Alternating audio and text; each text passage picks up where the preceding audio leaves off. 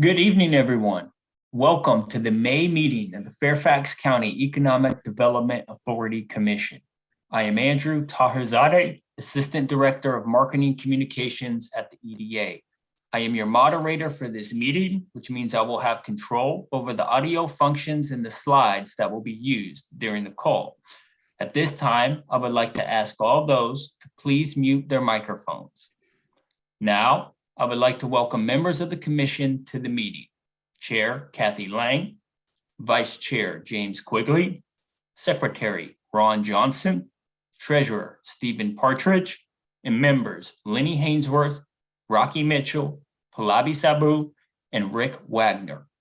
Executive Vice President Alex Imes is on the call, as are EDA Consul Mike Graff, several EDA staff members, consultants who represent the EDA in offices overseas and California, and our marketing communications consultants.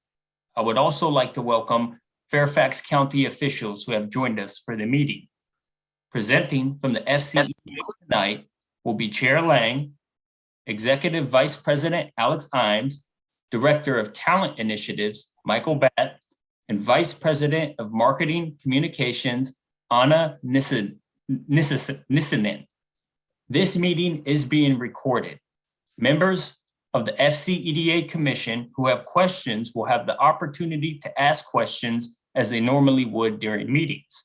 If anyone from the public has any questions, please select the chat function at the bottom of the Zoom screen to ask a question, or email Cheryl Martelli of the FCEDA. Cheryl's email address will be posted in the chat box.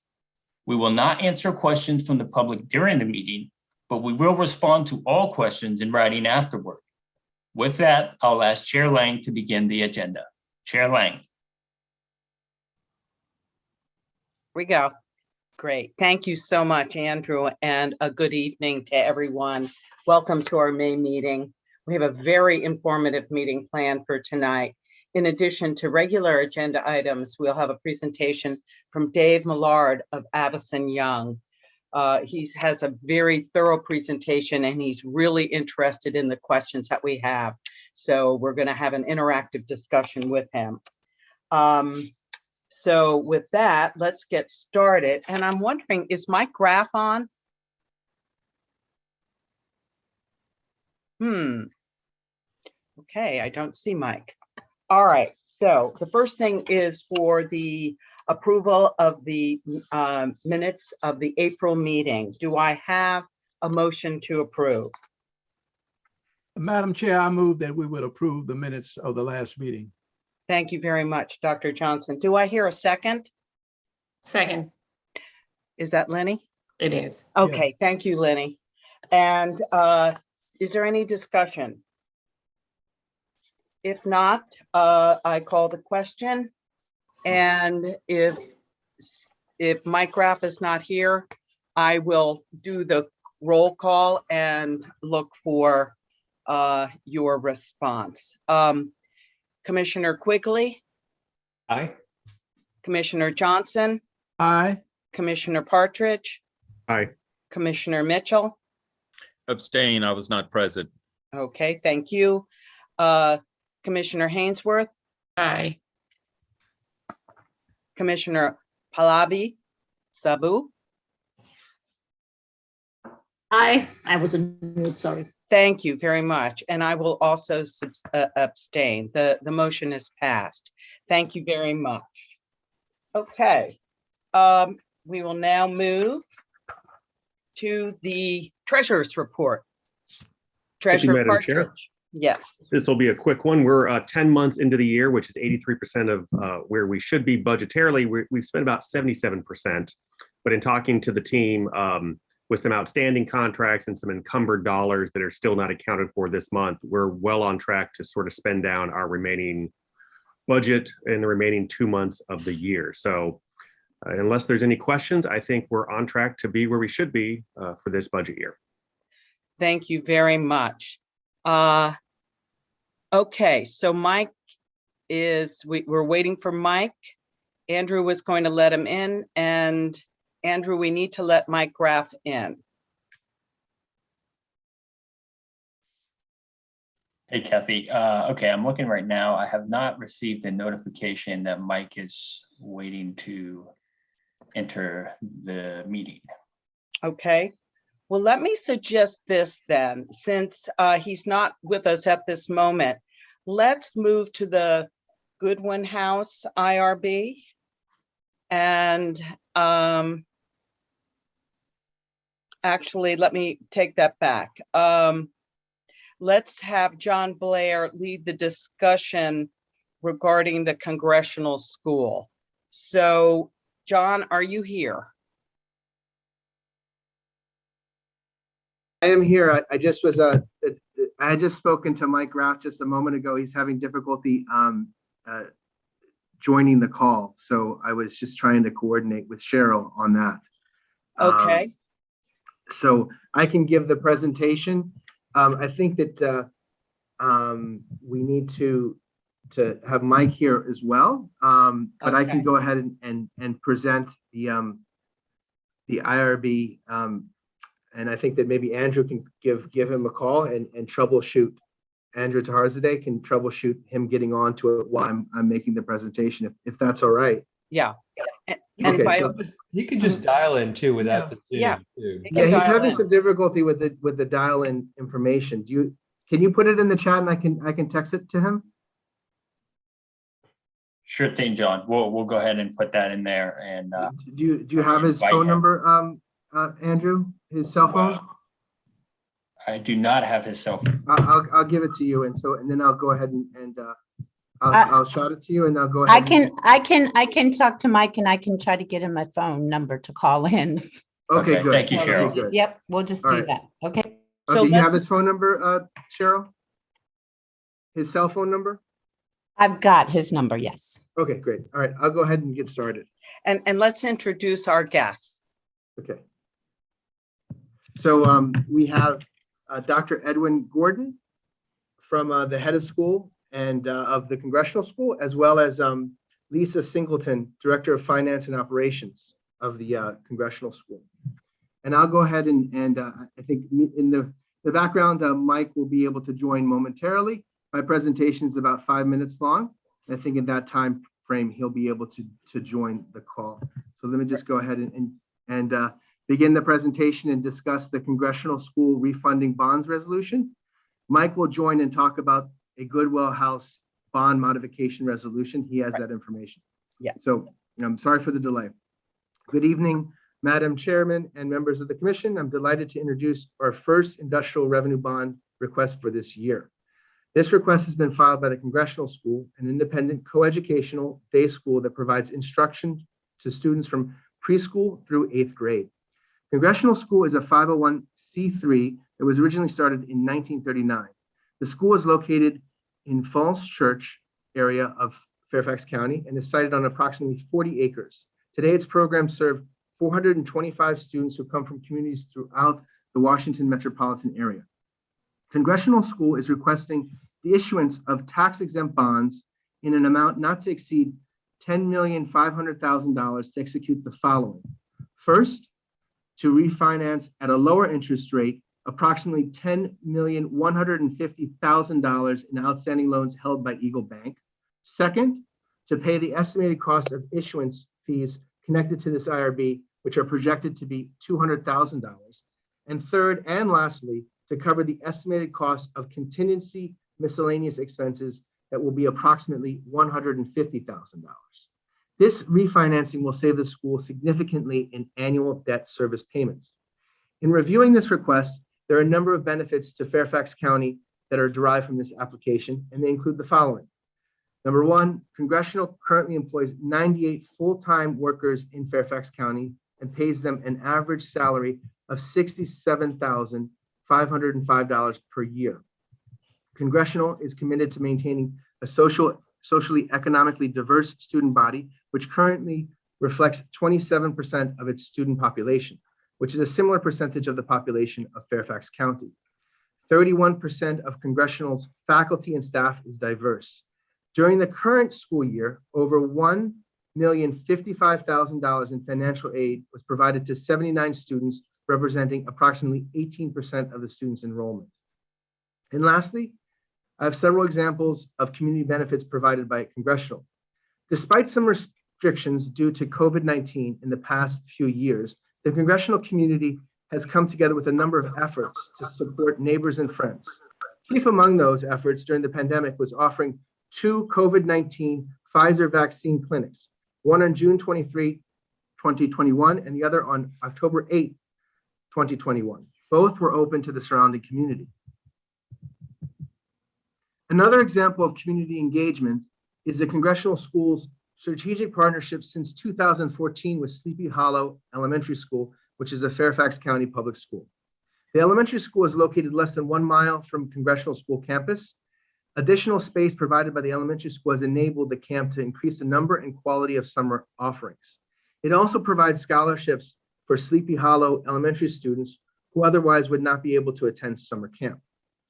Other ways Congressional School engages with the community that I would like to briefly highlight are the Congressional School's participation in a donation drive with the City of Falls Church for items to be sent to Ukrainian refugees in Europe, their organization of an annual toy and pajama drive for the Mason District Police Station, and their annual food drives for neighbors at Coolmore Center, a local shelter and food bank. They also had Mason District Supervisor Penny Gross give opening remarks at their aquatics center's groundbreaking ceremony. The school is committed to diversity and has a diversity, equity, and inclusion DEI committee. The committee is composed of parents, faculty, school administrators, and board members. The committee, in partnership with the broader congressional community, continuously strives to recognize, respect, engage, and celebrate the individual differerences and identities represented in the school community, and seeks to advance diversity of race, religion, ethnicity, gender, sexual orientation, socioeconomic status, physical ability, or any other distinguishing feature through the recruitment and support of students, faculty, staff, and administrators and trustees representing diverse identities. DEI work has also gained interest among the students. The student group LEAD, which stands for Leaders for Equity, Advancement, and Diversity, began in 2019-2020 school year and is open to any and all middle school students interested in discussing and taking action around DEI topics and issues. To provide you with greater background on this request, I'd like to now hopefully welcome Mike Graff, a partner with McGuire Woods and the Bond EDA's Council for Congressional. He is accompanied by, as I've indicated previously, Dr. Edwin Gordon, the head of school, and Lisa Singleton, the director of finance and operations. With that background, I'll now have Mr. Graff give you an overview and answer any questions you may have on this request. Thank you very much. Thanks, John. Can folks hear me? This is Mike Graff. Yes. Oh, terrific. I apologize. I wasn't able to dial in earlier.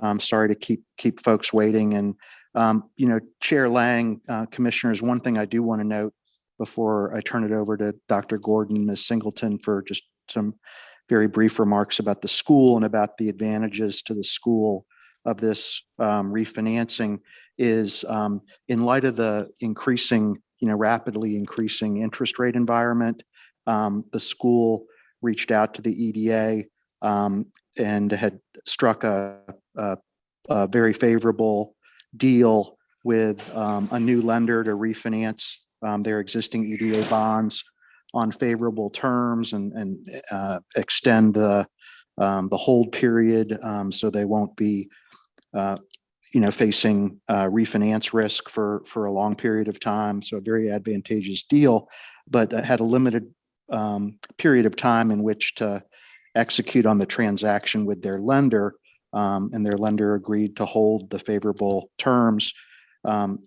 through June. But John Blair and David Kelly for the EDA really jumped all over this and made this happen in very short order for Congressional.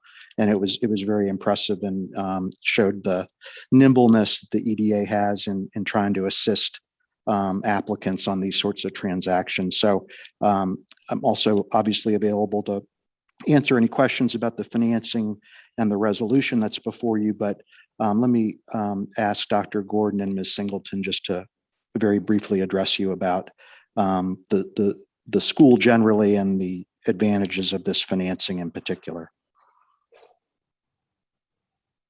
Thank you very much to Madam Chair Lang and to the commissioners. I am Edwin Gordon. I'm head of school. This is my third year at Congressional, and I am delighted to be able to speak to you about the school that I love, as well as the opportunity to do this refinancing.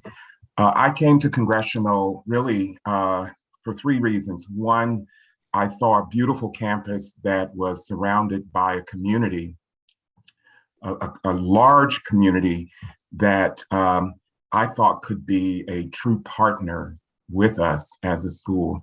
And that partnership began principally with Sleepy Hollow Elementary School. I was met by the principal soon after my arrival, and I recognized at that point that Congressional was not existing on an island as an independent school or as a private school, but rather as a school that believed in working with the larger community. And that really did resonate with me.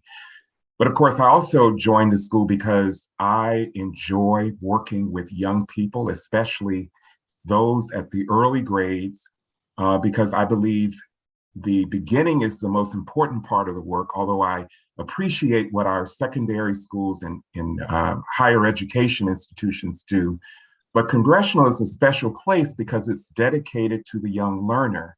And we believe that our job is a very important one because we are preparing these young people for a life of leadership, a life of intellectual curiosity, but also very importantly, a life of service to the community. And so service and community are connected to us, not just in the Sleepy Hollow area, but throughout the entire DMV, because that's where our students hail from.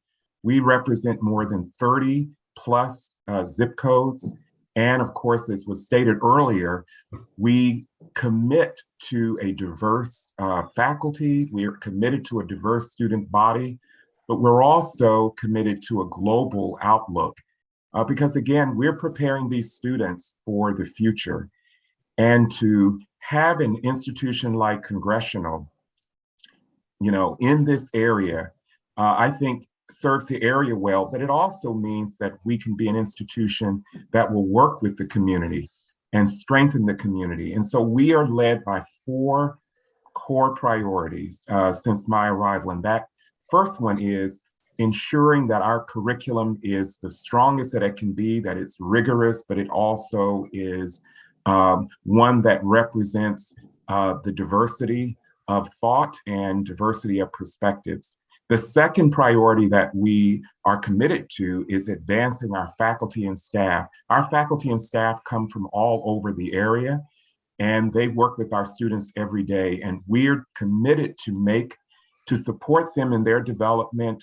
We're committed to ensure that they get the kind of professional development that they need to provide the kind of instruction and leadership and role modeling for our students.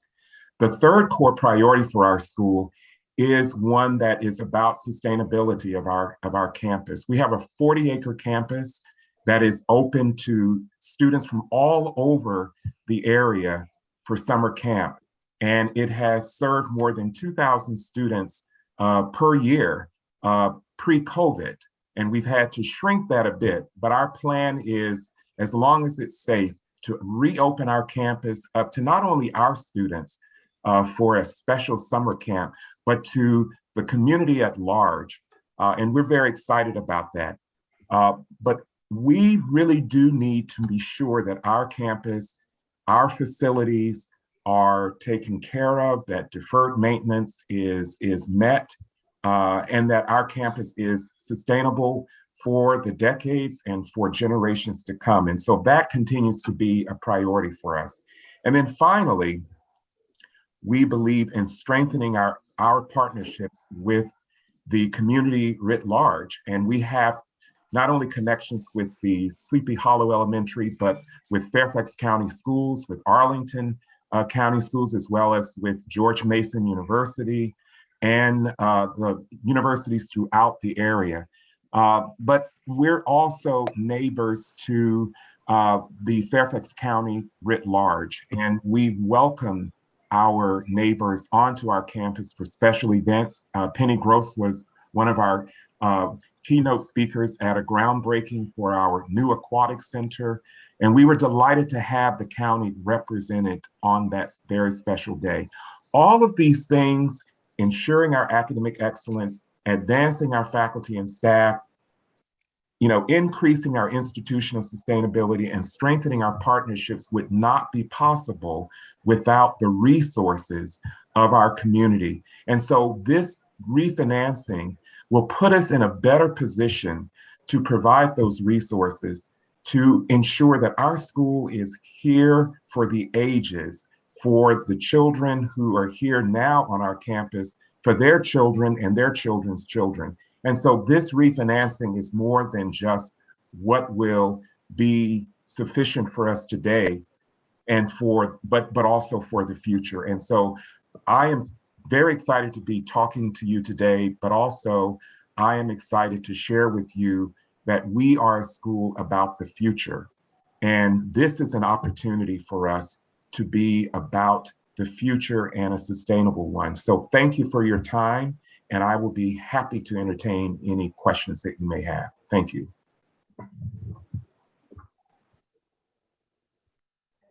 Great. Ms. Singleton, did you want to add any comments? No, I was just going to add a little bit about the reason for the debt. Oh, I'm sorry. I'm Lisa Singleton. I run the finance and ops for Congressional School. I joined about 4 years ago to the school. So our current debt schedule basically has a balloon payment of $8.5 million due in April 2028. Okay, so that's kind of a lingering payment that's we're sitting around $10 million of debt right now. So, sitting there with this big payment coming up, with the interest rates so low right now, we were in a prime opportunity to take something and, have an end to this debt. So the new debt would have a 20-year payment, of which will be paid off. They also have given us the opportunity to prepay some debt each year, more than our original principal and interest payment, with no penalty. So giving us that optionality to do that, say we prepaid all that debt, we could pay it off between 13 to 20 years. So just that optionality and having that balloon payment away, just thinking the long term for the school, is where we're coming from with this refinancing. So just wanted to add that. I'm happy to take any questions. Thank you. Are there any questions from the commissioners? Thank you for that excellent presentation, Dr. Gordon. Commissioner Quigley, do you have a question? No, I was just going to thank Dr. Gordon and thank this amazing school for being in our county, in our region. Yeah, and offering all the value and educational opportunities and the surrounding opportunities that you guys provide. It really is a Commissioner gem. Quigley. Thank you very much. It really is a gem. The horses alone are an attraction. They have horses right in the middle of Falls Church. So Absolutely. yeah. So with that, is there a motion to approve the Congressional School IRB resolution? So move, Rocky Mitchell. Thank you, Commissioner Mitchell. Is there a second? A second. Okay, that's either Commissioner Quigley or Commissioner Hainsworth. And is there any further discussion? Madam Chair, I don't have any on readiness. Just one quick question, though. I'm looking at the title here. Is this a revenue funding or is it a revenue refunding? I assume it's a refunding of an existing bond, correct? That's correct, Secretary Johnson. It's refunding the school's 2018 EDA bonds. Right, okay. Right. So with that, Mike, would you like to do the roll call? Sure, happy to try to do that. Ms. Hainsworth, Aye. Mr. Mitchell, Aye. Ms. Sabu,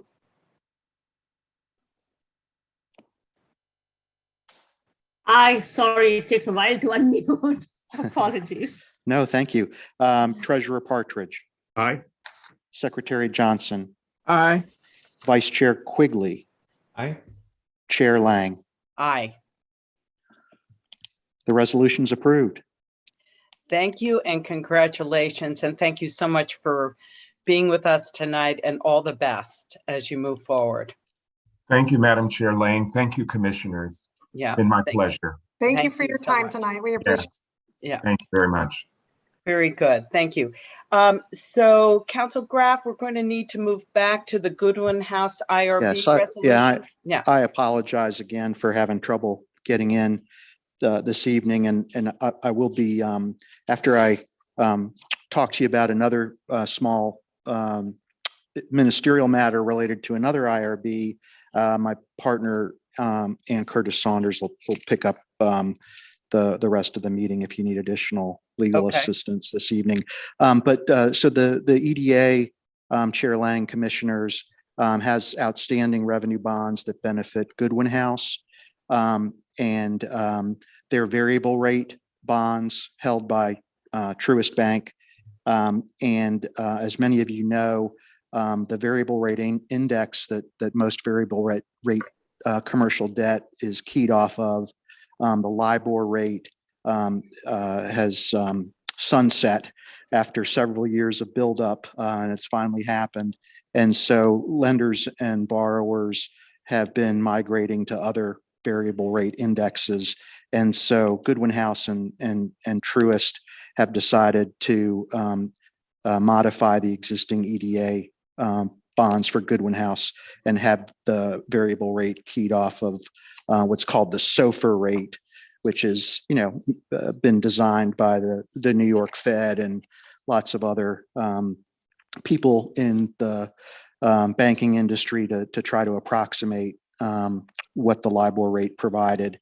And SOFR stands for the Secured Overnight Financing Rate.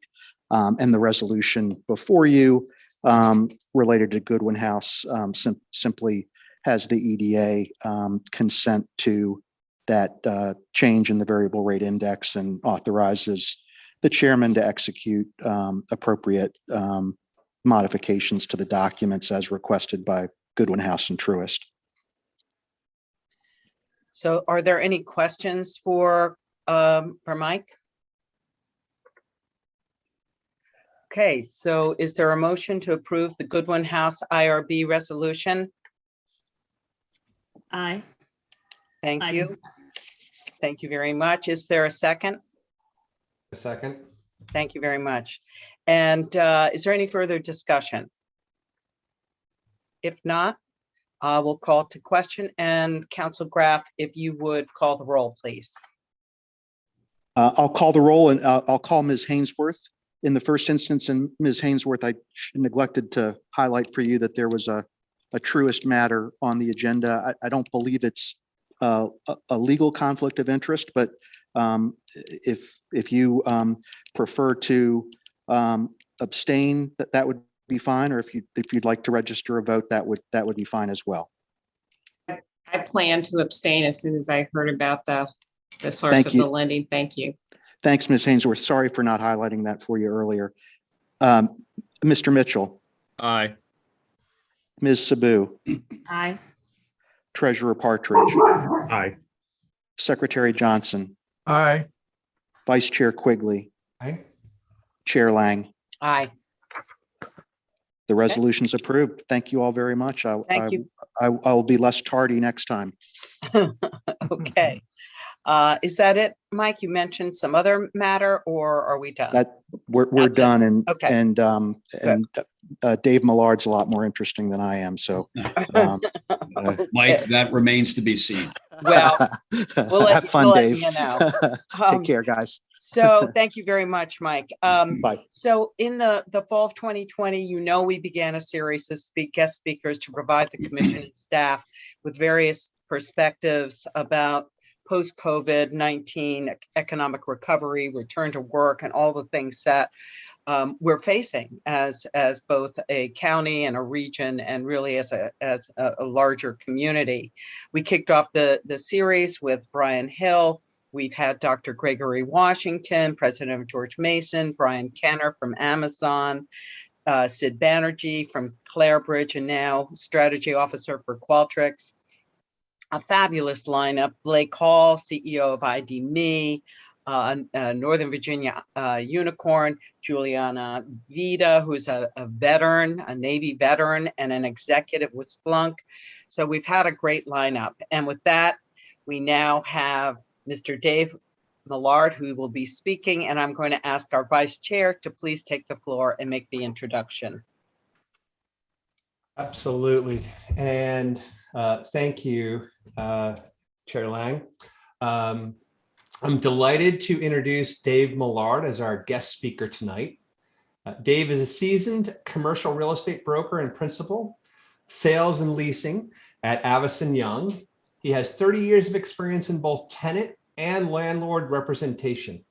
Prior to joining Avison Young, he served as executive director of Cushman & Wakefield and as a principal at Transwestern Real Estate Services. Dave is a former chair and current member of the board of Alexandria Chamber of Commerce and the Campania Center. He's a former chair and board member of Northern Virginia Commercial and Real Estate Association and the former treasurer and board member of Alexandria Economic Development Partnership. Dave holds a bachelor's degree in government from Franklin and Marshall College, Lancaster, and a master's degree in finance from Loyola College, right here at our local in Baltimore. He also served as a Peace Corps volunteer in Sierra Leone and West Africa from 1971 to 1975. And Dave, the floor is all yours, sir. Well, good evening. And thank you very much for that kind introduction. And this actually represents the maiden introduction of that new headshot, which I just had taken a week or so ago. And Andrew was nice enough to replace my my previous headshot from an older version of my resume. So thank you. But Chair Lang and commissioners and EDA staff and other guests, thanks very much for having me this evening. And I certainly, in scrolling through the participants and the attendees, I recognize a number of names and certainly many members of the EDA staff who've been helpful to us in our efforts over the last number of years. I'm sure everybody else on this call looks forward to the time when we're meeting again in person. And I'd have to think back, can't help but thinking back to March of 2020, when we first went home and we all kind of thought we'd be back by 4th of July. And that seems quite a while ago. So next slide, Andrew. And thanks, Andrew's going to help me and keep me on target here by accelerating the slides for me. But so much of what we're going to talk about tonight, I think, is more anecdotal, and it's based on my own experiences and those of the folks that we work with as other experts in the business of leasing commercial office space. But I did think it would be helpful to start by talking a little bit about the numbers. So let's review the pie chart on the left. And this all has to do with office. So a couple digressions here on retail and data centers, but I'll identify that. But generally speaking, when I talk about vacancy rates, et cetera, it's going to have to do with office. So as you can see, with just under about 400 million square feet of commercial office in the Washington metropolitan area, Northern Virginia has the most at just under 175 million square feet. DC just under about 150 million square feet, and suburban Maryland just under 80 million.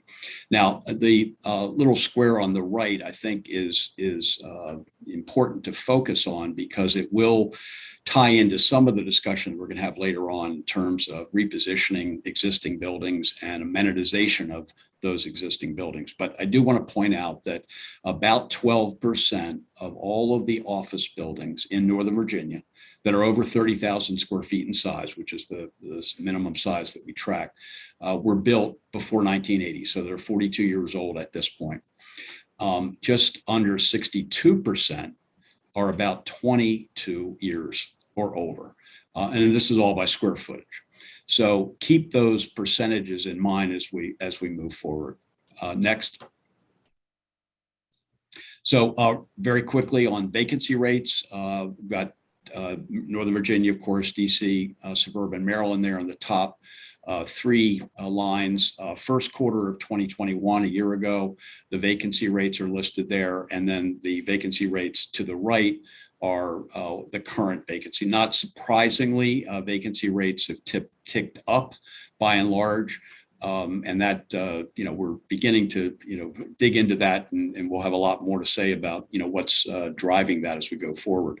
So Fairfax County, obviously a significant part, the largest market within Northern Virginia, is at just a little over 18.2% vacant. And again, remember that percentage, because when we talk about some of the heavily amenitized, newer mixed-use projects, you'll see that there's a quite different story.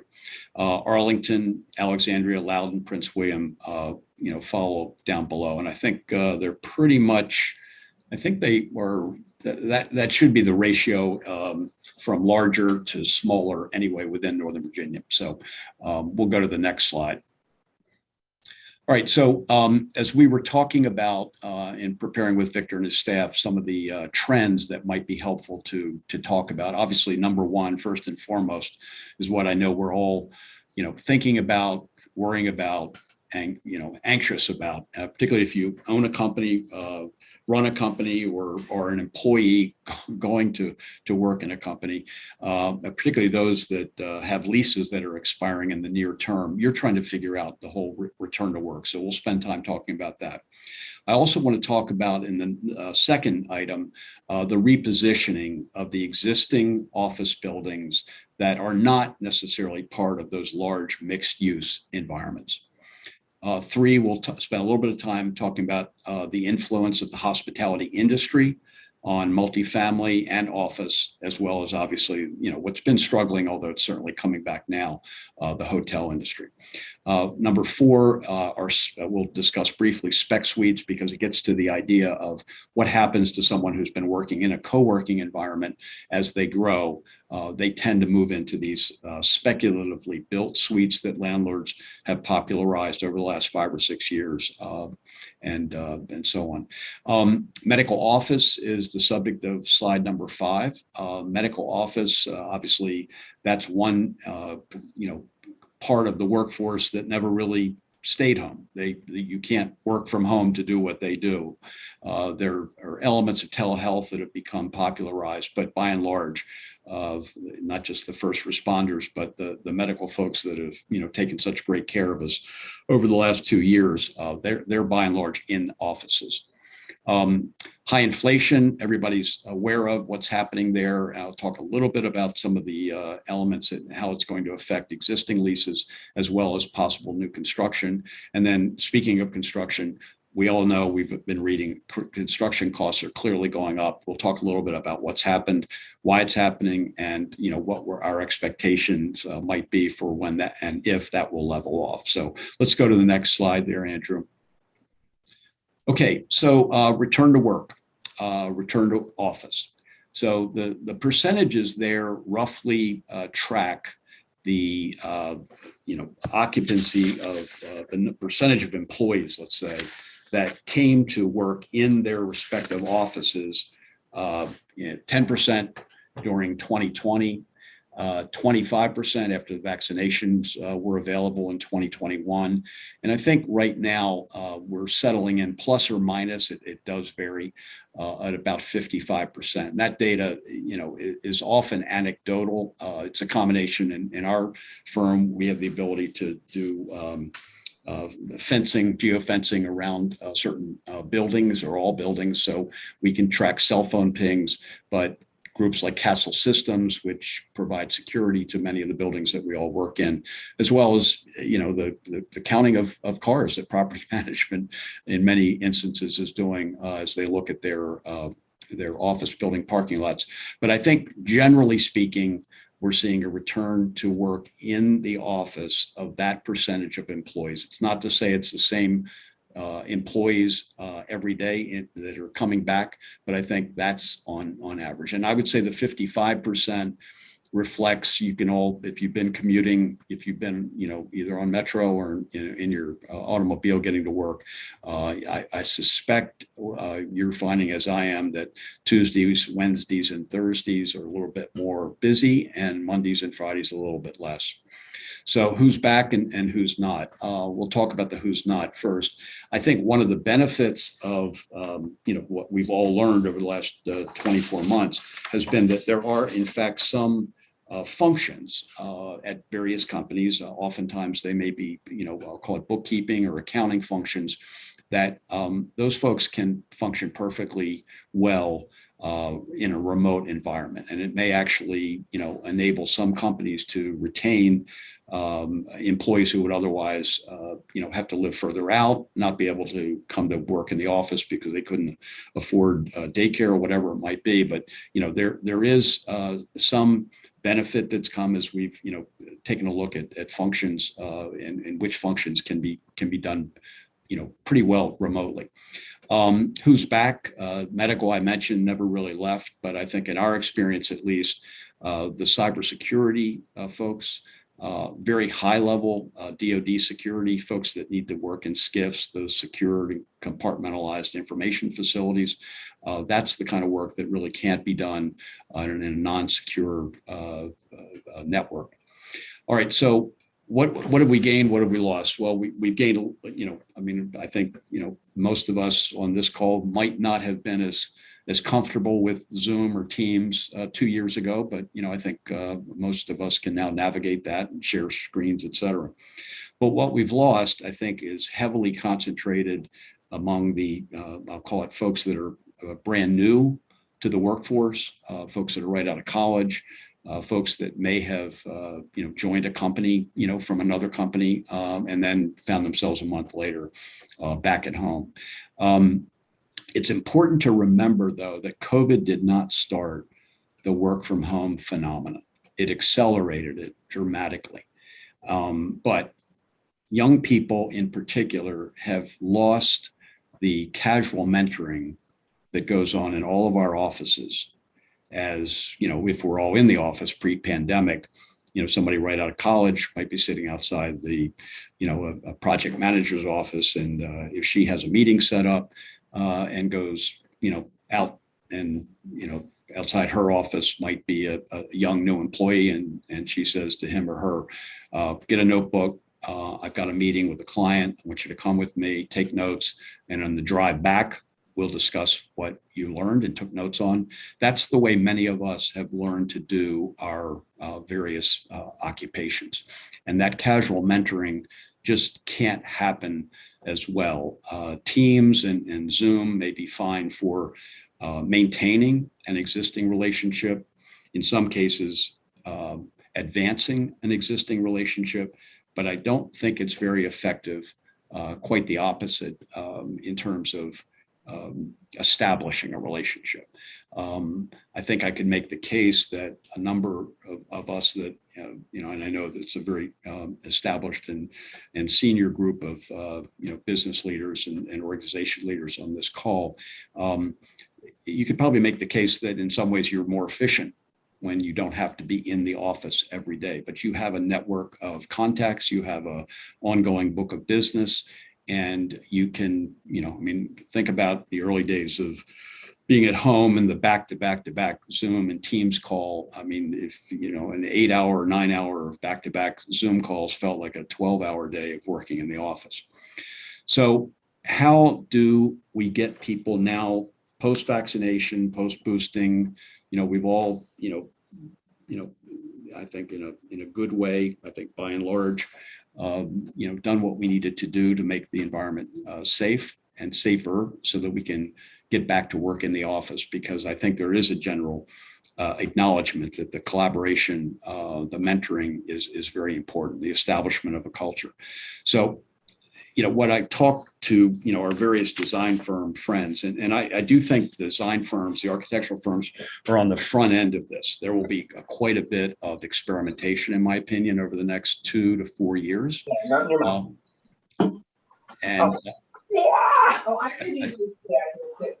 Yeah, we got a poopy diaper to change. Okay, get yourselves on mute.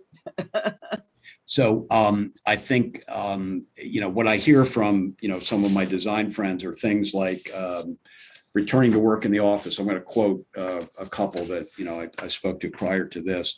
You do have to make the office more attractive than home. And when we talk later about these mixed use environments like Reston Town Center, the borough, et cetera, obviously they established it from day one. But, one designer said to me, it requires strong executive leadership to stand behind and model the work in the office scenario going forward. Many young employees think they are doing just fine, but they may not be. They may not know what they're missing. The leadership of each company needs to make the emotional investment to come to the office, to be seen, benefit from that casual mentoring.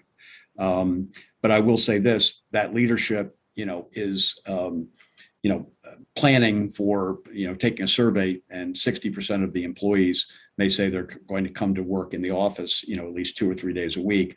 And then they're holding their breath. They don't know if 30 or 40% instead of 60% are going to come. I think, in the meantime, the design firms are working hard at designing unique and collaborative space that will motivate employees to want to come back to the office. Make home working employees perhaps jealous that they might be missing out a little bit on what's happening in the office. Another designer, summed it up this way. There are, special considerations for employee satisfaction going back to work in the office, or establishing a sense of community or belonging. Control or choice over where, when, and how they work. Productivity, support in the office and remote to focus as well as to collaborate. Comfort, access to space for rejuvenation and mindfulness of employee well-being. And then lastly, safety, to be and feel physically and psychologically safe. So, again, there are probably more questions than answers right now, but I will say, I don't think I've seen as wide a variety of experimentation going on, often occasioned by, frankly, when leases come up for renewal. And, our design firm friends are going to lead that, effort. And lastly, a design architect said to me, there are 5 things that they're focused on. 1, the workplace must become a compelling destination. The office space has to work harder than ever before to be the place of choice for people to come to work. Has to be better than home. Hey, Dave, I know yes. you were asking for questions during this too. Sure. And I would imagine as a CEO of a tech company who's fighting off the likes of Amazon for resources and heads and Google and the rest, I'm wondering how you deal with, because I believe exactly what you think, that we've lost elements of connection. The technology's not quite there to provide a complete collaborative experience, whether it's about innovation or developing a culture. I'm with you. And yet we've sat through a number of big HR summits with the biggest HR SHRM companies, who've done these exhaustive polling of the millennial and Gen Z, actually Gen Z class, which is, the people who are coming now into the workforce.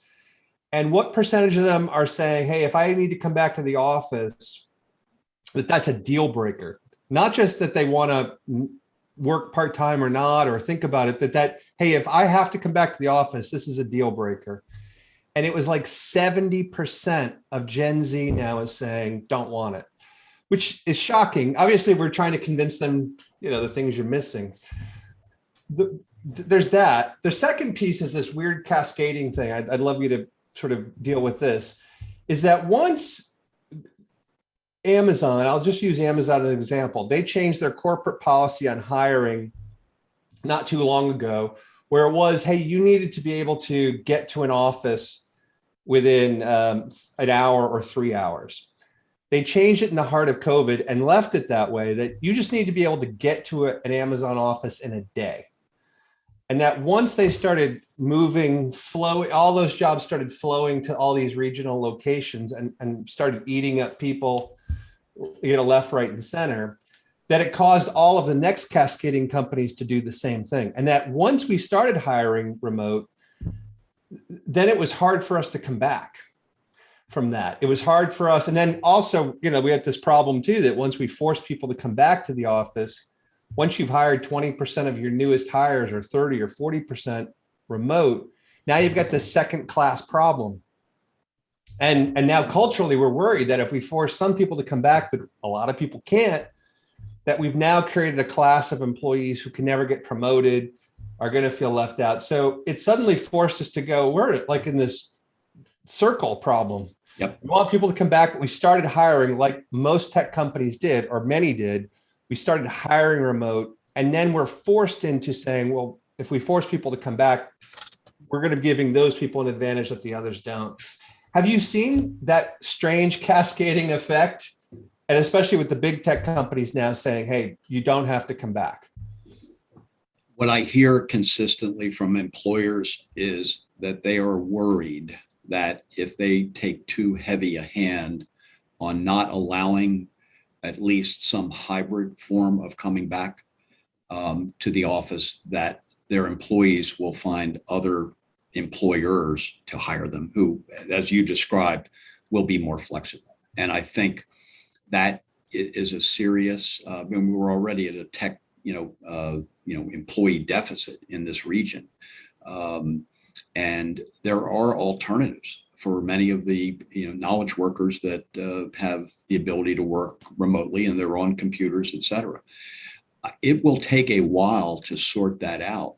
And the reason I think it could take 2 or 3 or maybe even 4 years is that hypothetical young employee that I mentioned earlier, who is in the office right outside his or her boss's office, is in the office more, and just because assignments come up, that boss, she may go to that person who's right outside, her office and bring that young person into assignments or projects, et cetera.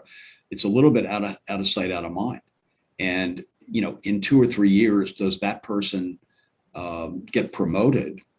And the person who spent most of, his or her time working remotely looks around and says, well, wait a minute, I wonder why I didn't get promoted. Well, it may be because it was, a result of, out of sight, out of mind.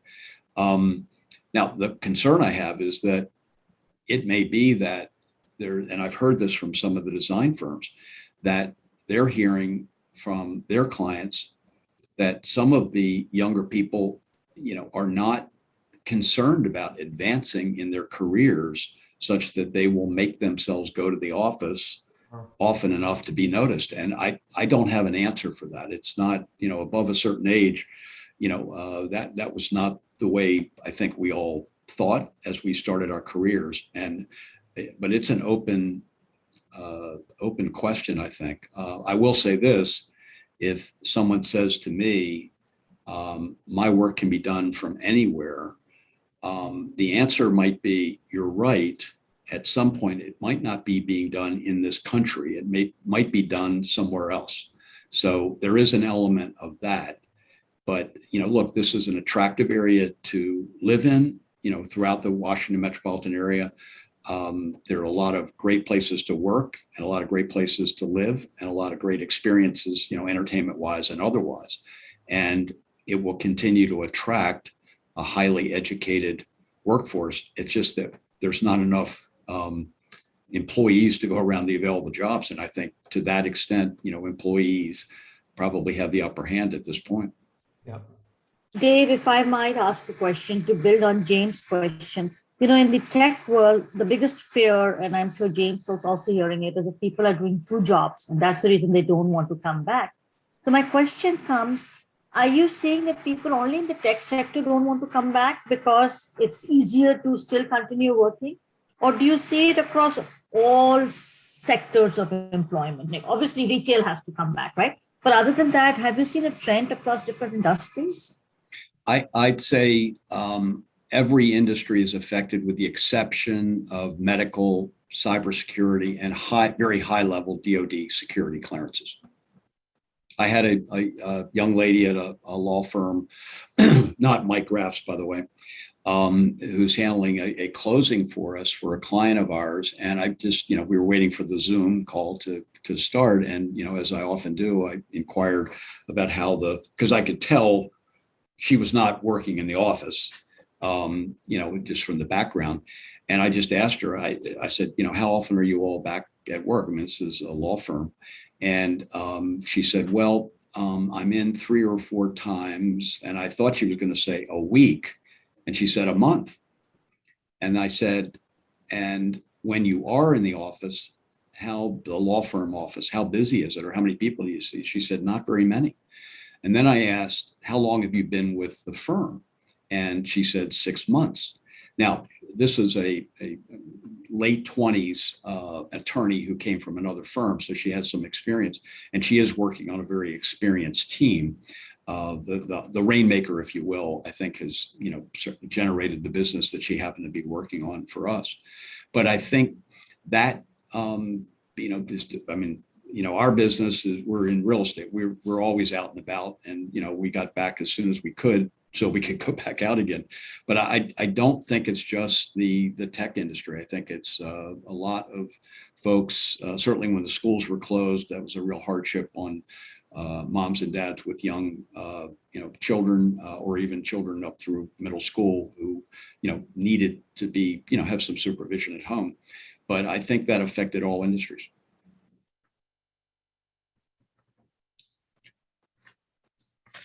So any other questions on that? And thank you for asking James that question. And Andrew, I'll just, if I could request of you, if you don't mind, when you see questions come up in the chat or people raise their hands, just interrupt me and make sure I don't miss something, okay? I think Dr. Johnson has one. Oh, Thank Yes, you, sir. Madam Chair. Let me follow up on James' great question and the phenomenon that he has just described, Dave.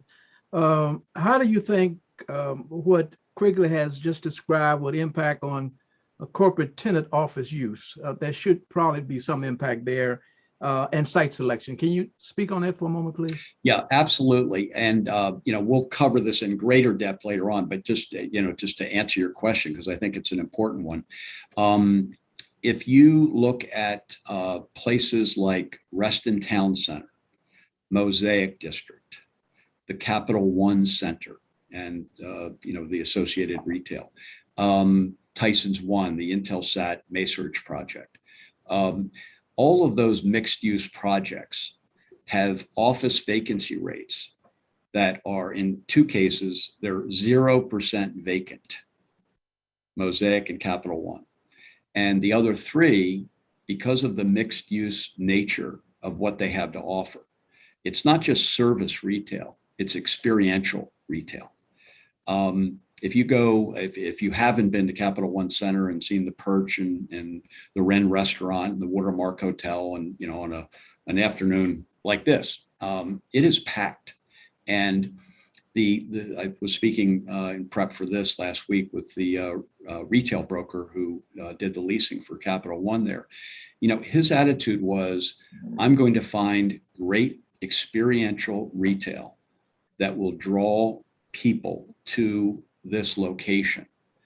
It's not the service retail alone that, when many of us started our careers in a typical 10-story, 200,000 square foot office building, and the first floor was mandated 20,000 square feet, the political jurisdiction said it must be retail. So sometimes it was the last space to fill. It might be a deli or a lobby shop or, some kind of service retail.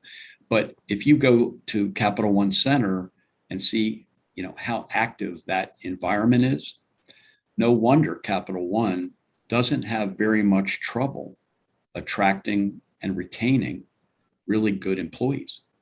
And that's what they're benefiting from. So, some of those older buildings that I referenced that are, 20 to 40 years old, they may be more one-off buildings that have had to highly amenitize themselves. In fact, Andrew, if you don't mind, maybe go to the next slide just on repositioning. We'll chat a little bit about this, and I can try to answer Dr. Quigley's question a little bit better. The older buildings needed to be more fully amenitized, and they needed to have the gym and the conference room and the wellness, the rooftop decks. A number of them are old enough now that they are, because of the popularity of multifamily, they're being converted to residential.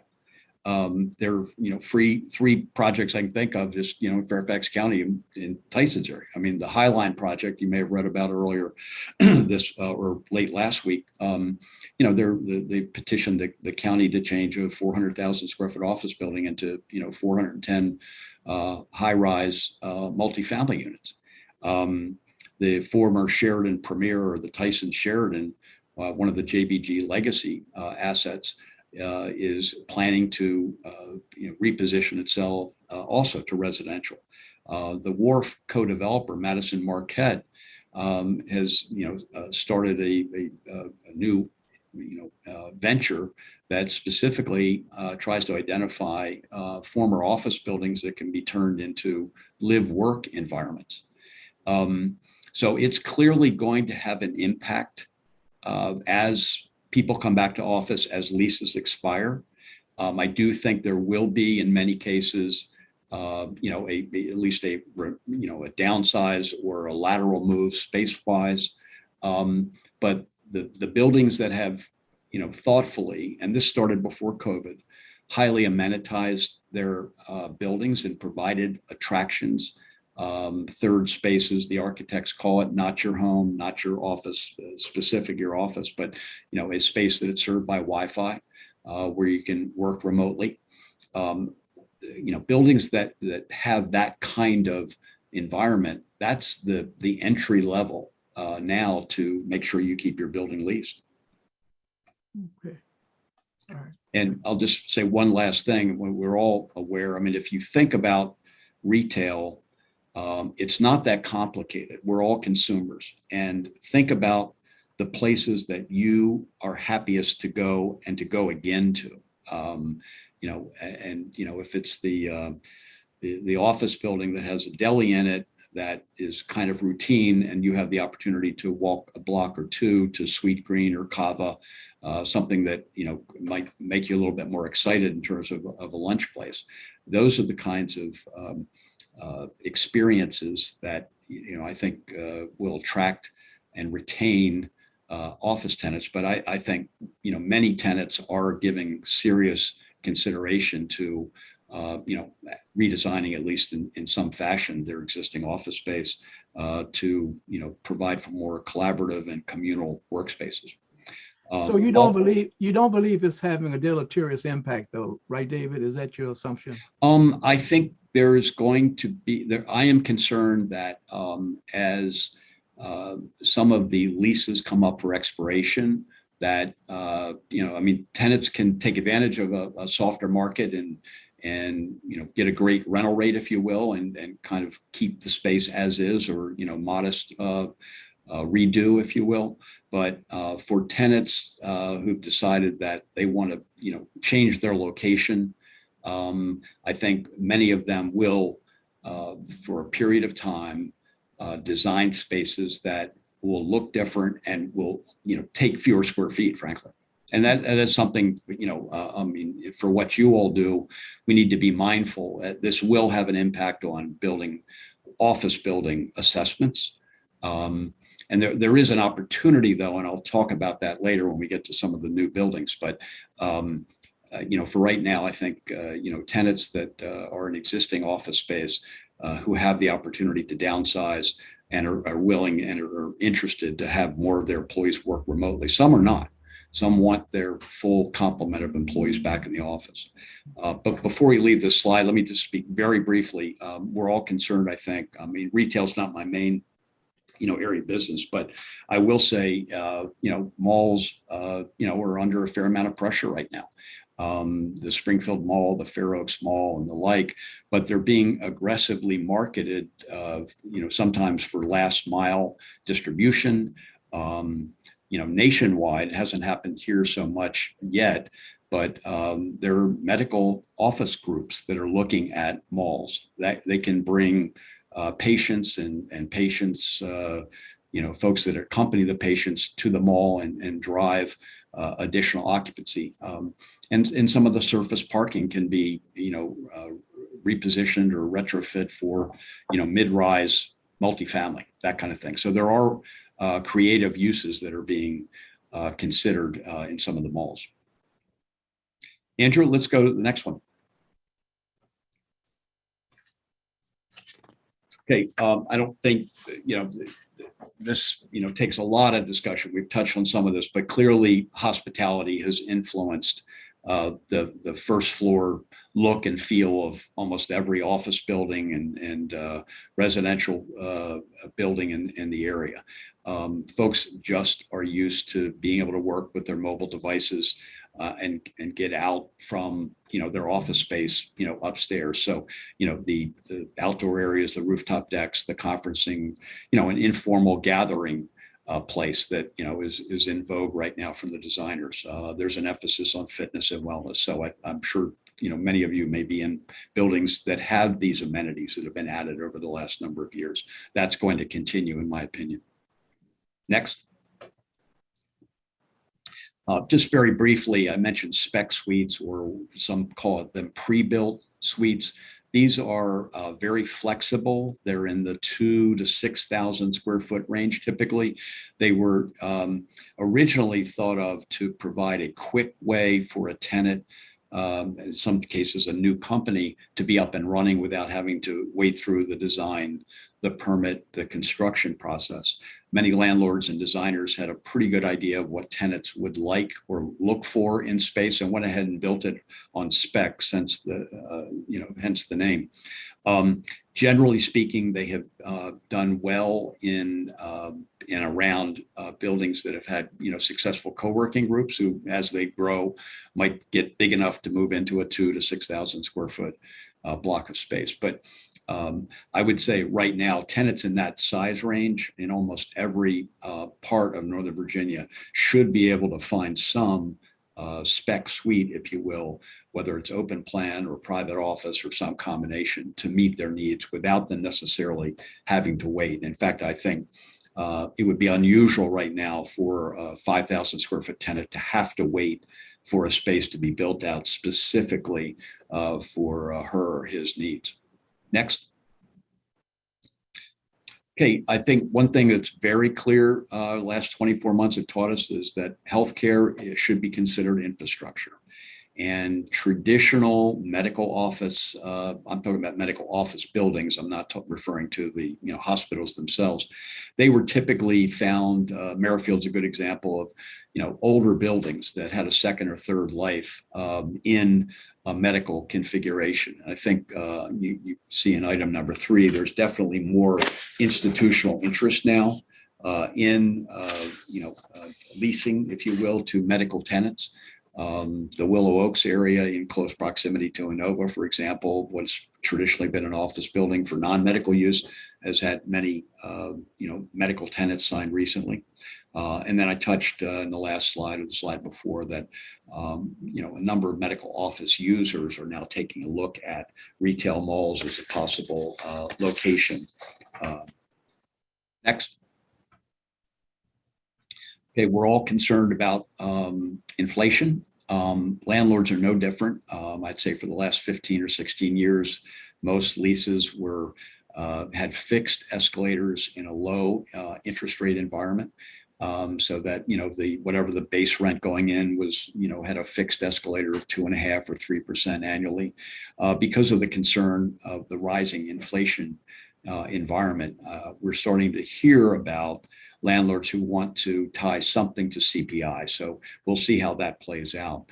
But one thing for sure is new buildings are very difficult to finance now, or in some cases refinance to get attractive interest rates. I think we've all gotten very used, whether it's our homes or our office buildings, we've gotten used to low interest rates. Now, having said that, they still are relatively low compared to some of the historical high points, but the uncertainty going forward, I think, is certainly something that's on everyone's mind. I will say this, as the cost, and we'll talk about construction costs next, I think, but as the cost of each new brick, if you will, of a new building goes up because of material increases, the value of every existing building is also going up. And at some point, a landlord or an owner might make the decision to convert or reposition an office building into something else. Or in the case of a very old project that might be in the path of new development, residential, data center, or otherwise, might make the decision to actually do demolition and move forward. Next. Construction costs, material and labor, I would say, have gone up 35 to 55% over the last 24, 25 months. Initially, I think through the fall of 2020, labor stayed relatively low. I'm sorry, it's the opposite. Material was relatively low. Labor was what went up so much. After the more widely available vaccinations, I think there was a leveling off. But then starting in December of 2021 through about now, pricing from the construction folks that we're talking with has been going up at about 10% a month.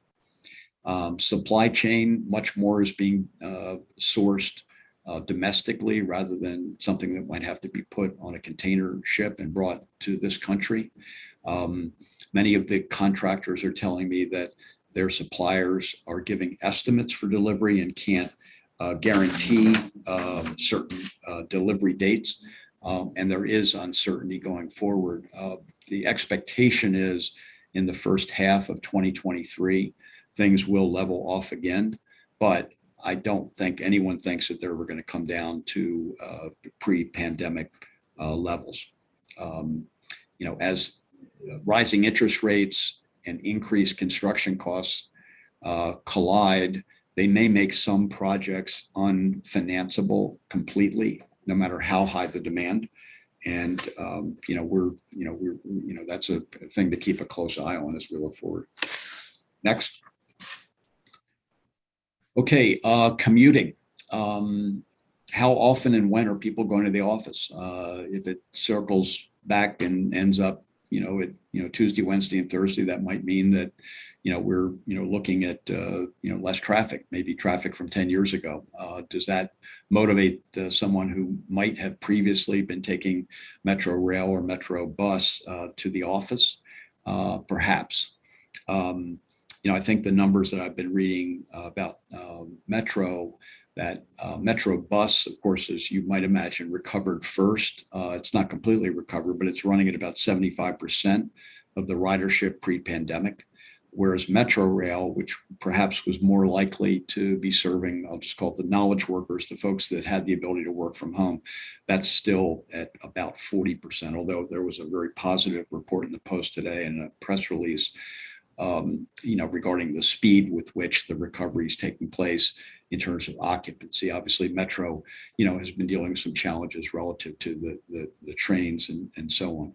But keep in mind, is that 40% occupancy or 40% of what it was pre-COVID? 40% of what it was pre-COVID. Oh, okay.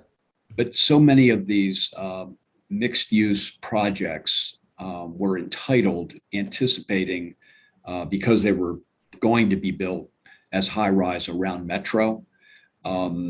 That's an important consideration for us all. We cannot be in a situation where, if Metro Rail revenues are down, we can't live with a situation where the utilization or the frequency with which trains come, it's a downward cycle that I think, we all need to avoid. All the political jurisdictions, and certainly, Fairfax is no exception, needs to, make sure that the Metro recovers as quickly as it can. High gas prices, obviously, work against, a decision that someone's going to make. Well, maybe I'll drive to work this one day this week that I go to work. But in any case, I think that the jury's still out in terms of, what the commuting patterns will be as we go forward. It's clear that, if I had to guess, I think, a Tuesday, Wednesday, Thursday is where most companies that have some requirement to be in the office is where they're going to settle. I'm hearing more and more companies are, saying 3 days, but you can't be a Monday, you can't be a Friday that you're not in the office.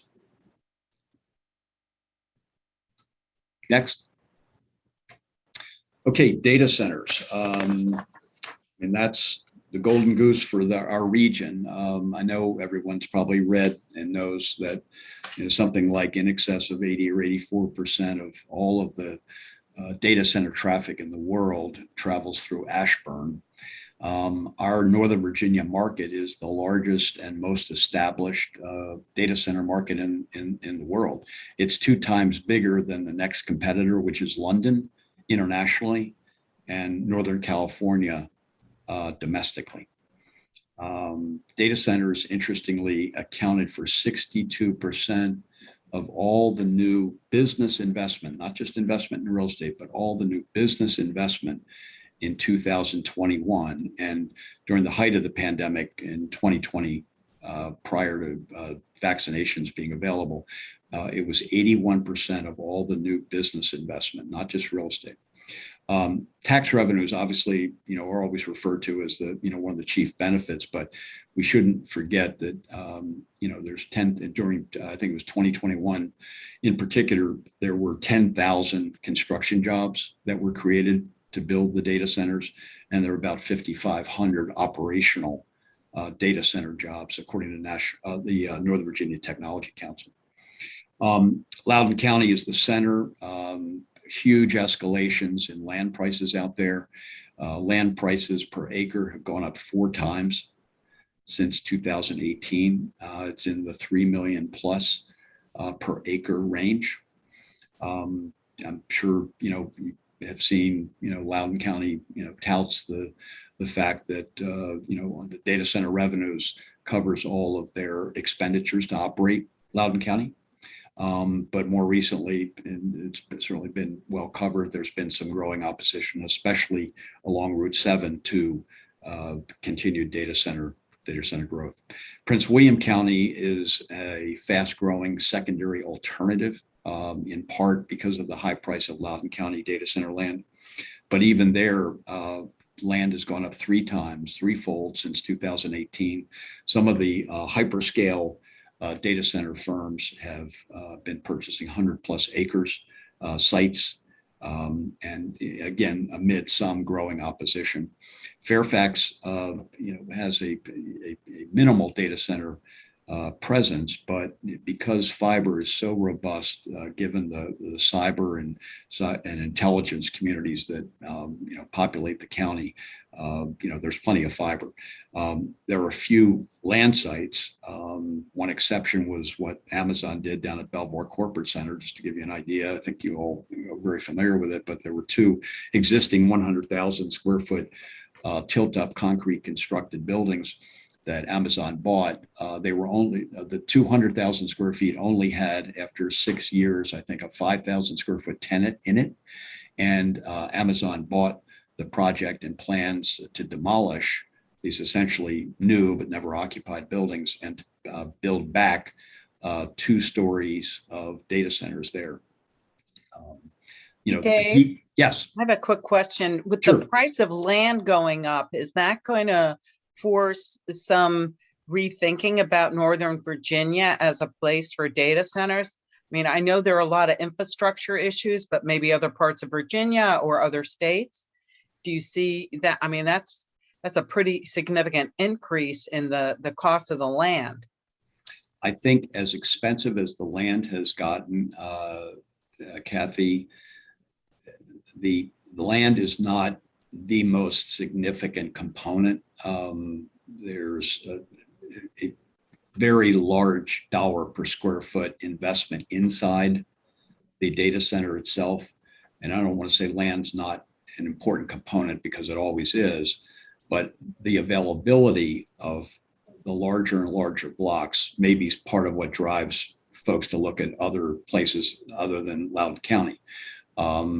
It could also drive the repositioning approach on some older, functionally obsolete office buildings to be demolished and replaced by data centers.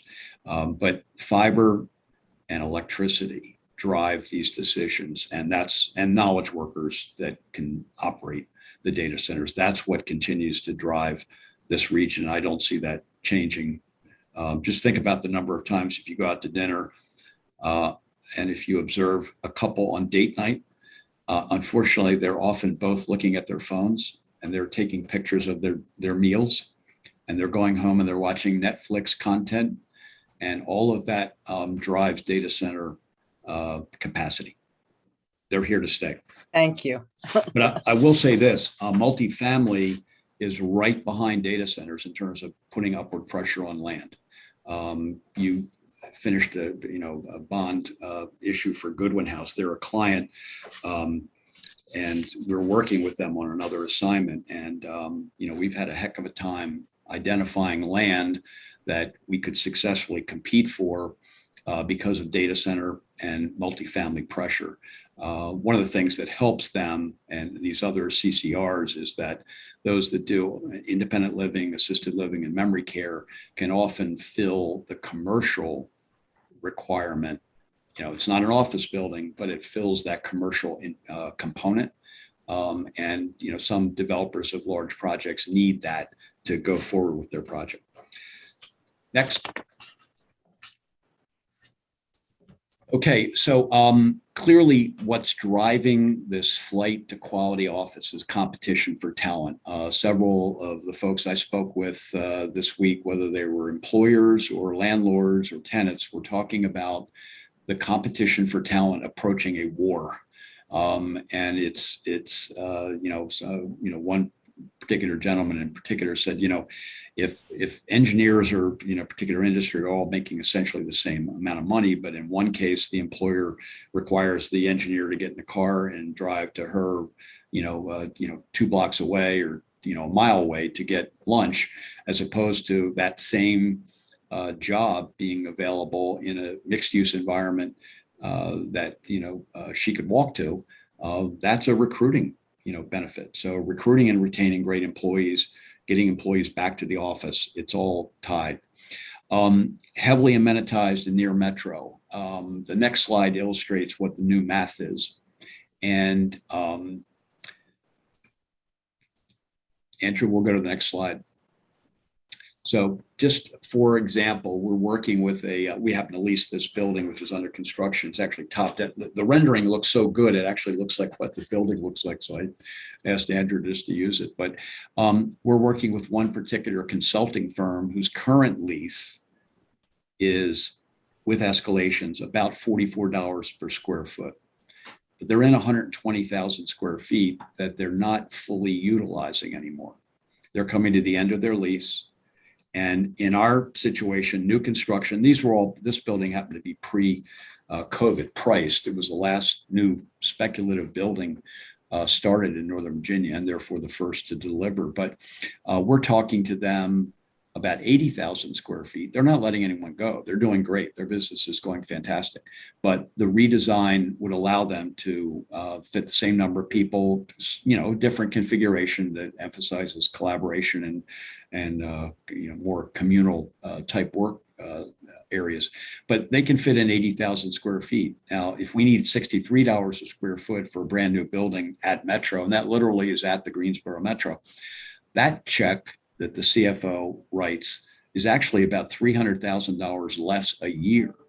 So this is an example, not for everyone, but an example of how new construction, even though it might be more expensive because of the new way in which tenants are sometimes laying their space out, it does allow the tenant employer to bring their employees back to a more exciting, more heavily amenitized at Metro environment. And I think in some cases that's going to help keep these buildings filled. Next. So there are 5 that are just, knocking it out of the park. Pre-Metro, Reston Town Center and Boston Properties, what they own. That's 7.8% office vacancy is, remember early on, we talked about 18.2% for all of Fairfax County. This has become a real headquarters location. I'm sure everyone here is very familiar with the project, but it's got entertainment. It's got both service and experiential retail. And it's just a fun place to be. So that's why people want to be there. And that's why, even at a higher rental rate for newer construction, that vacancy rate's half of what you see throughout the rest of the county. Next. Tyson's 1, this is the Mesa Ridge project that Intelsat did a large pre-lease in. Same thing is true. Reston Town Center was at grade and is not quite as close to the metro, if you will, as Tyson's 1. Right here on the Silver Line Metro is an elevated connection across 123 to the metro, but it's got the elevated, again, the combination of great service and experiential retail, and it has the benefit of being immediately adjacent and directly connected to the mall, hotel, entertainment there as well. Again, fully 11 percentage points lower than the vacancy rate in the rest of Fairfax. Next, the Mosaic District, 0% vacant. We were fortunate enough to have been hired by Edens to do the leasing there. Not a large office building, it was only 72,000 square feet. We frankly could have leased it 4 times over. Custom Ink took the entirety of the one building that was available. And it's, while not on Metro, it's in proximate distance to the Dunn Loring Metro. But, whether it's Angelica or the various retail that is there. And again, credit to the landlord, they treat their retailers as partners. They have had some turnover, but the occupancy is very high on the retail side. They must have a waiting list of folks ready to come in. But again, it's a fun place to go, and not just once, but to revisit. Next. The borough more recently, right around the corner at the Greensboro Metro Station, again, 3.5% vacant, significantly outperforming the rest of Fairfax County. Again, the combination, largest Whole Foods on the East Coast, the movie theater's open now. There's a combination of nice restaurants. I think, the benefit of that, area in terms of the views, in terms of, what the county approved for them to build there is just fantastic. And lastly, go ahead. Next, Capital One Center. Again, I happened to be there for the first time about a week and a half ago.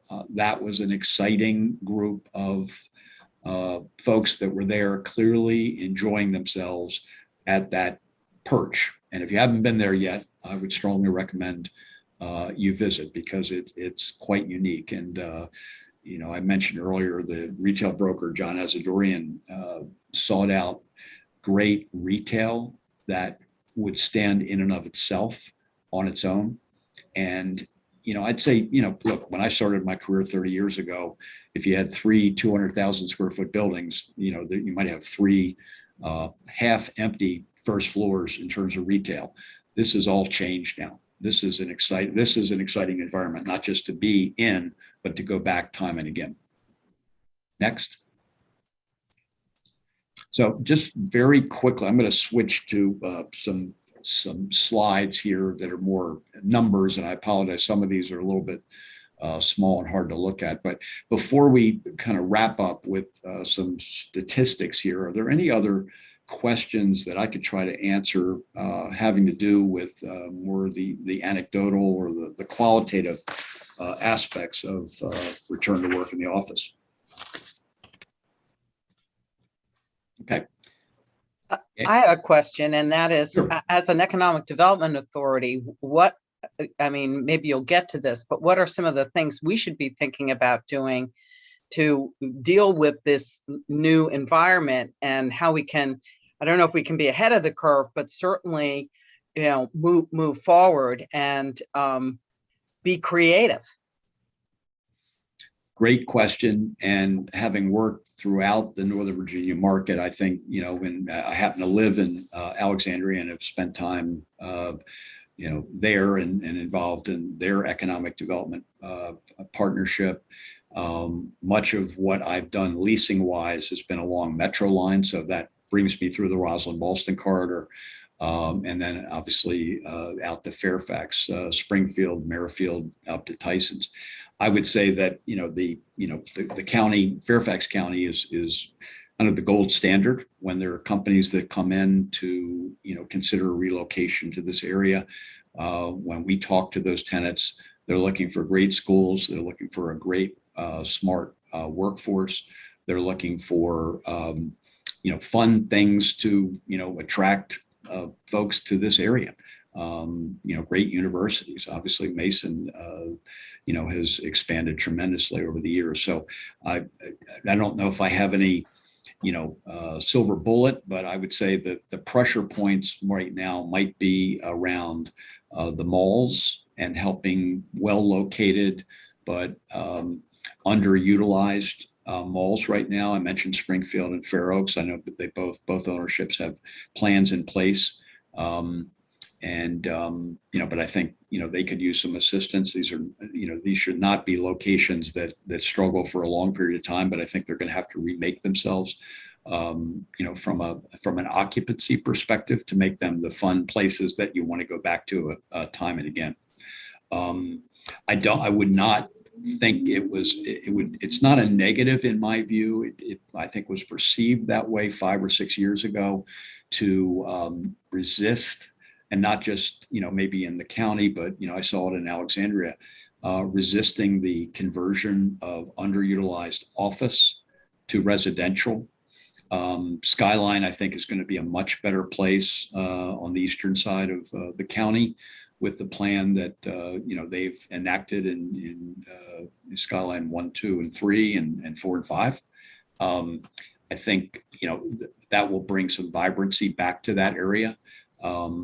On the western end of Alexandria, the vacancy rate, believe it or not, got as high as 48%. And then there were a number of projects that were converted from office to residential, and they're doing quite well now.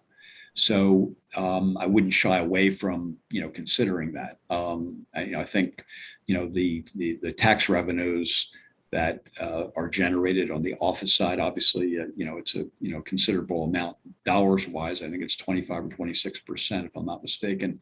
So much of it is still, generated on the residential side. But, I think, am I avoiding the answer by just saying doing more of the same, but maybe focus on malls? I think, whatever incentives could be, generated there, I think that would be beneficial. Thank you. And I can go through these last slides pretty quickly and at some point follow up but let's go to slide number 1, Andrew. So very quickly, what's the vitality index? This is a metro-wide. It's proprietary to Avison Young. It essentially means we're back to 72.2% over the last 6 weeks compared to pre-COVID activity. That large or tall white line right there to the left of the graph. This is based on cell phone pings. We do geofencing, if you will. People a lot smarter than I am are doing it. So we can identify, where people are and the various components. And this is across the board. This is transit, retail, government, and all the rest across the bottom. But you can see that the level of activity at the, we'll call it the 100,000 or the 1,000 million scale on the left, represents pre-COVID activity. And we're definitely getting better. There was a dip there, just to the right. That's probably the, the Delta variant that we all dealt with, late fall, early winter. But we're moving back in the right direction. And we'll see how it goes. But I don't think it's going to get back to the same high level for a period of time. And it may not, for reasons that we've been discussing, ever get back to the point where everyone's, in their cars, getting to work 8 o'clock to 6 o'clock, Monday through Friday. Next. This we saw earlier in that pie chart. This just represents the total supply of office space in our market. Next. This is new development. This is actually interesting to focus on. DC used to lead the pack, if you will, as the light blue. And you can see the tall green spikes now. This is new construction over the last maybe 3-4 years. We in Northern Virginia have outpaced. Well, at least the last 2 years, I'm sorry, have outpaced development, downtown. Next. Vacancy rates we referred to earlier, that 18.2 for Northern Virginia. We've talked about some of the differences. The heavily amenitized metro locations consistently outperform. And I would say the heavily amenitized one-off single buildings certainly are less than that as well. Next.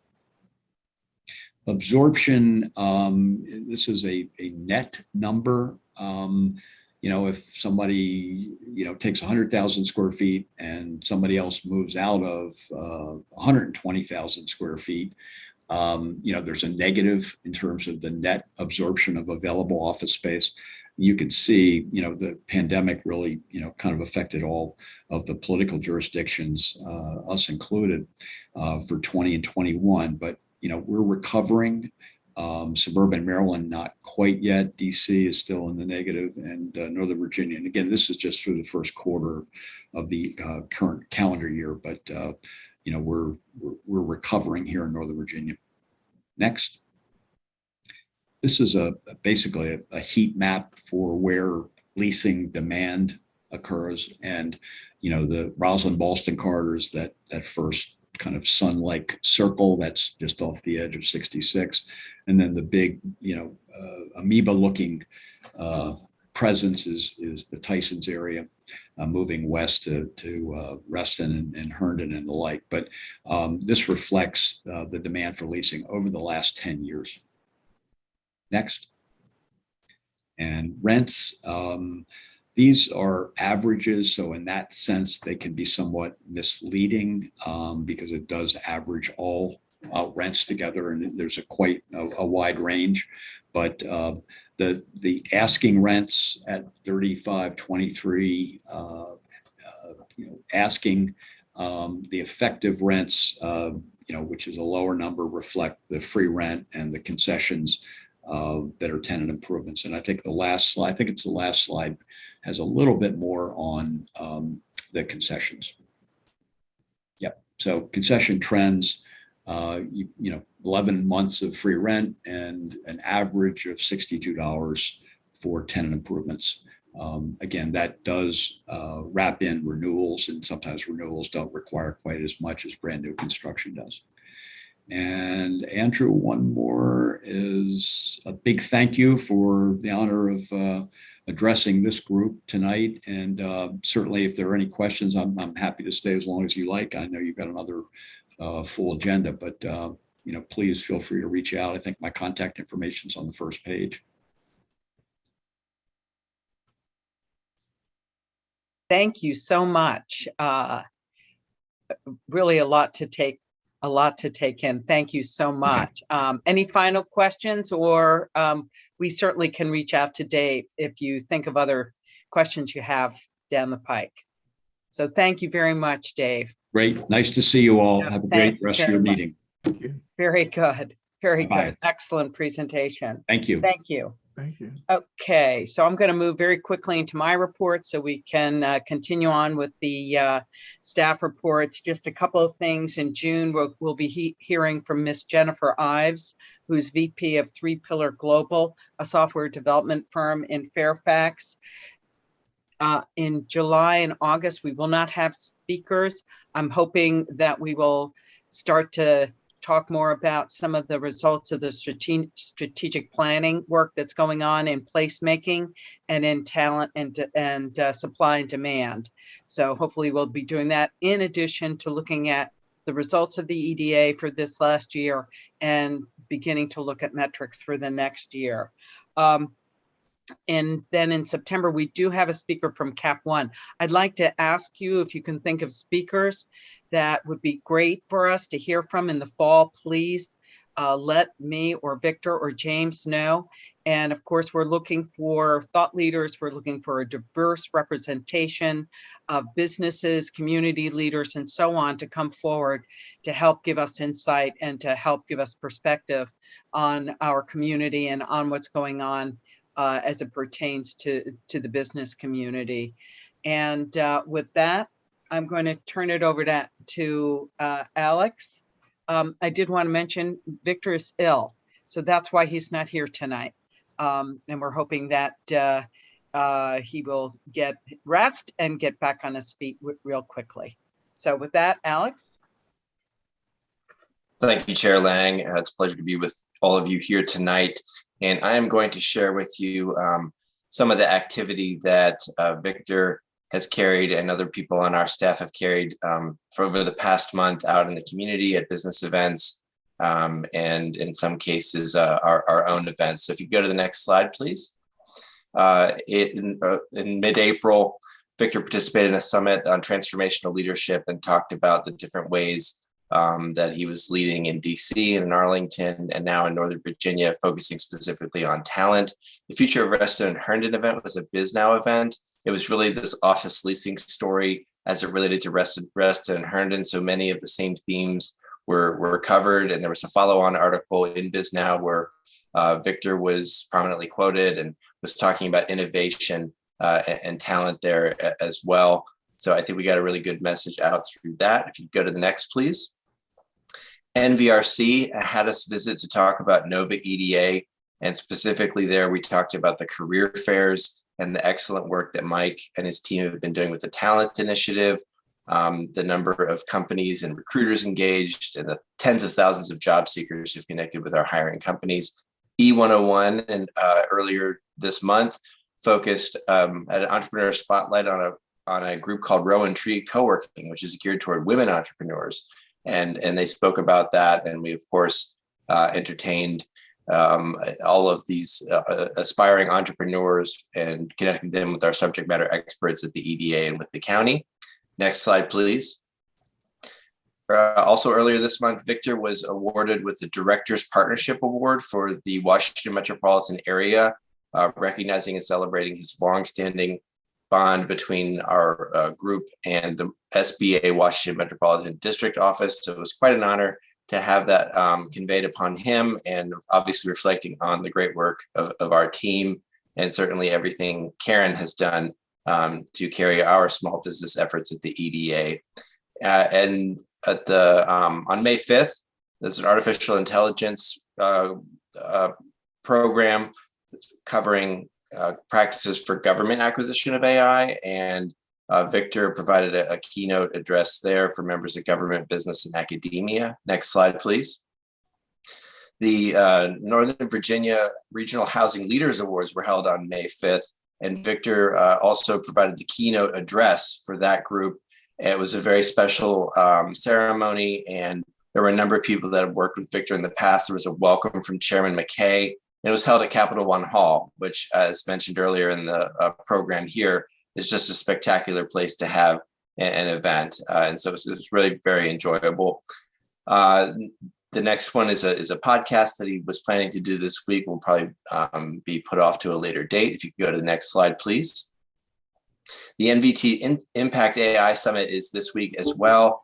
And a couple of our members of our team will present or moderate panels. John Blair and David Kelly from our teams are in the program there to explore how AI is changing how business and government agencies are successfully deploying it and accelerating innovation.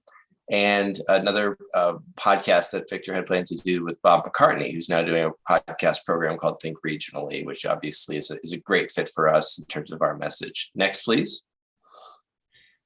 So later in the month, the Northern Virginia Black Chamber has invited directors from the Nova EDA to provide their members with an overview of opportunities planned in the region coming back from COVID, and having an open dialogue between the Nova EDA directors and members of the Black Chamber on how to continue transforming the community. Another planned program on May 31st through iHeartRadio on CEOs You Should Know. Victor will do that one. Next, please.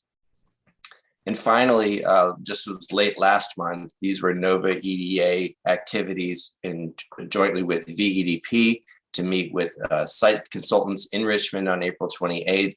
And then just the NOVA EDA directors got together on the 28th to talk about our strategic plan as an alliance. And I think that'll do it for this portion of the report. And with that, I will turn it over to Mike Batt for an update on talent.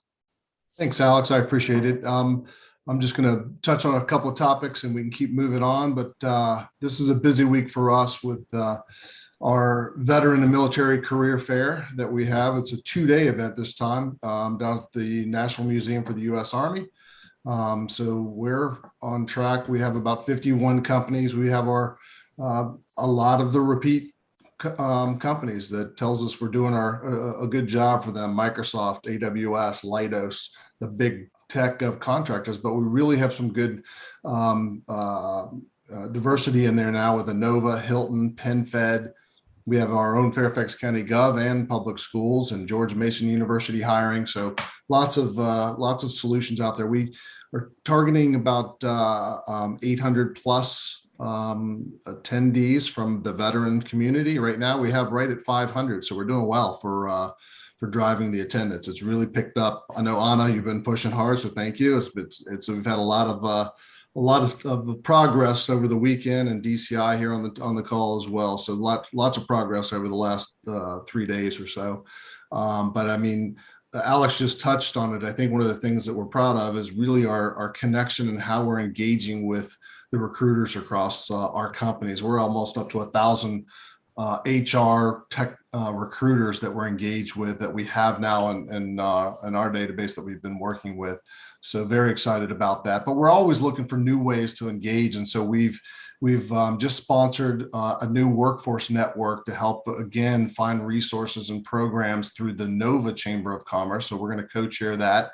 And then also clearancejobs.com, our companies need the cleared talent. And so they have a customer advisory board that I spoke to and presented to a couple of months ago and then asked to join. And so they've now allowed us to join their advisory board where we're with the head of HR from GDIT and Booz Allen and a lot of others, which is really good to network and continue to collaborate with them. So always looking for new ways to get creative. We're on track to meet or exceed our talent site met targets. And so we'll share those over the next month or so. So with that, I think, move it on to Anna, unless there's any questions. Okay, my turn. Next slide, Andrew, please. So I will try to be quick today. Hi, everybody, Madam Chair and Commissioners. Those of you who do not know me, my name is Anna Nason. I'm the new VP of Marketing Communications. Have been here exactly a month. So I'm excited to share some cool little tidbits today and hopefully a lot more in the future. But Andrew, please go to the next slide. So as you all know, we had some exciting announcements earlier this month. Bodie Technology expanded its operations in Fairfax County. And I wanted to share this with you because this announcement alone brought in about $1.4 million of media value for us. So we're really working hard to obviously get Fairfax County and NOVA name out there and not be unknown in our next word cloud that we're going to hopefully see soon. A couple of other things I wanted to mention for media value, and they're not on this slide, but as you all know, earlier this month, Amazon announced their commitment for affordable housing in Tysons. And as you can imagine, having the word Tysons on Amazon's LinkedIn with 23 million followers, that is quite a big jump for name recognition. So we're starting to track a little bit different things than just Fairfax EDA and NOVA. So more to come on that. Another example of this is if you looked at some of the headlines over the past week with Boeing announcing its move to global headquarters move to Arlington, there are headlines such as, Northern Virginia star is rising with the move in Bloomberg. So really, we need to start looking at our name recognition in a bigger scale. And I think we're definitely moving into the right direction. So more to come on that. And next slide, Andrew. I wanted to quickly update you on a project that Alan started and I'm now lucky to finish. So we've really started putting some investment behind promoting our business investment activities. Now that the world is opening up, we need to get our name out there. And we know the competition is stiff. It is a lot harder now than it was before COVID. So what we have done is we have started a paid digital advertising campaign in collaboration with Foundry and CIO, as well as social media platforms. We are currently using the following methods: brand posts, where we basically write about the topics that CIOs in particular are interested in. And it's very interesting that Dave touched upon all the messaging that we are promoting solutions for currently through our brand posts, which are how CIOs are dealing with the Great Resignation, why tech companies should worry about or put a priority on getting office space. So we're really on target with the messaging. And for the brand posts in particular, in the past couple of weeks, we've had over 4,000 views of the 3 posts that we have up currently, which is great. We're about halfway through our target. We're also sponsoring podcasts, and we've had about over 3,000 views and downloads of our sponsored podcasts, and those are done in collaboration with CIO.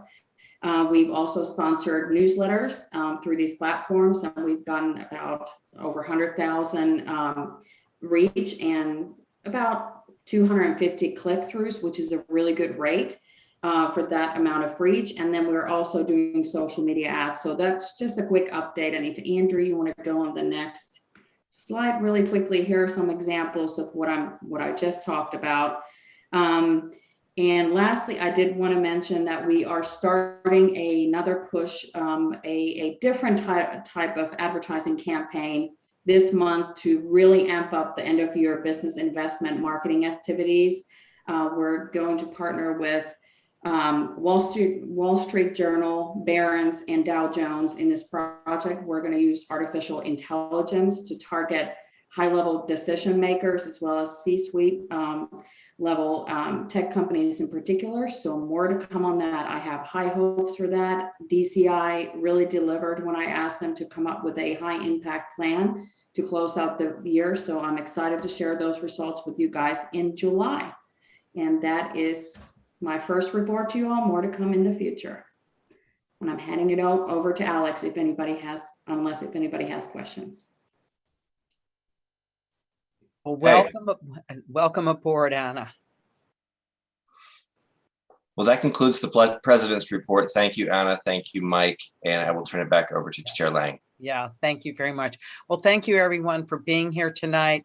I will ask, unless there are any final comments, I will ask for a motion to adjourn. Commissioner Quigley, I'll make a motion to adjourn. Okay, great. May I hear a second? I'll second that. Thank you very much. And we will adjourn by consent. And so I want to thank you again for being here tonight. Our next meeting will be at the end of June, so it's a little bit out of cycle. I believe it's June 27th, so we will see you then. All right, Andrew, you can take it from there. And thank you everyone for attending tonight. Thank you, Chair Lang. So this concludes the May meeting of the Fairfax County Economic Development Authority. I would like to thank everyone who joined us for this meeting. And if any member from the public has not asked a question yet, you can email Cheryl Martelli of the FCEDA. And for more information about the work of the EDA, please visit www.fairfaxcountyeda.org.